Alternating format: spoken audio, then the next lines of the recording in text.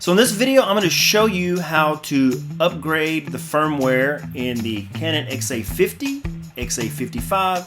It also works with the Canon XF400 and 405 and maybe some other cameras. I don't know. This is the first time I've ever upgraded firmware in a camera. So I don't really know. Maybe it works on other cameras. Not really sure. I just know it works on these two cameras. First thing you want to do is take the card, put it in your camera, initialize it, which deletes everything on the card, so make sure you don't have anything on there you want to keep.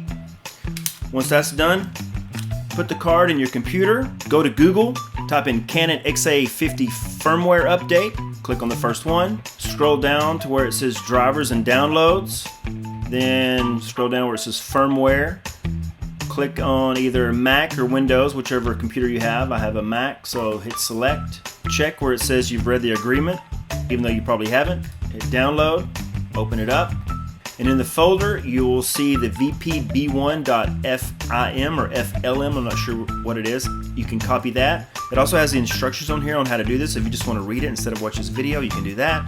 So copy that file onto this card. Now once you've done that, take the card, put it in slot B, not slot A, slot B. Not really sure why, but that's what it says to do. Turn the camera on, then go to the menu, scroll all the way over to System Setup, go down to number 4, and where it says Firmware, it will give you the option to upgrade the firmware. Now, I've already done this with this camera, so it's not giving me that option now, but because it's already updated. Once that's done, it will take about 5 minutes. Then the camera will restart, and then everything will be at factory default. So you'll have to go in and set the time and the date and any other settings you might have changed.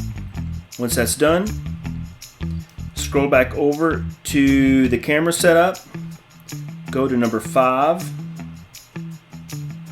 scroll down to where it says CP function.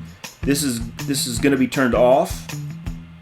Make sure to turn that on, and once that's turned on, then all of your new settings are available. So click on the function, scroll down.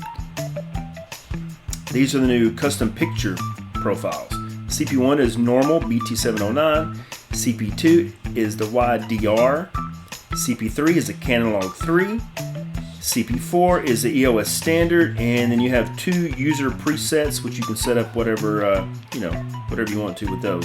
Well, I hope this video helps. If you have any questions, leave a comment below, and or leave a question in the comments below, and maybe I can answer them. Maybe not. Who knows? Thanks for watching.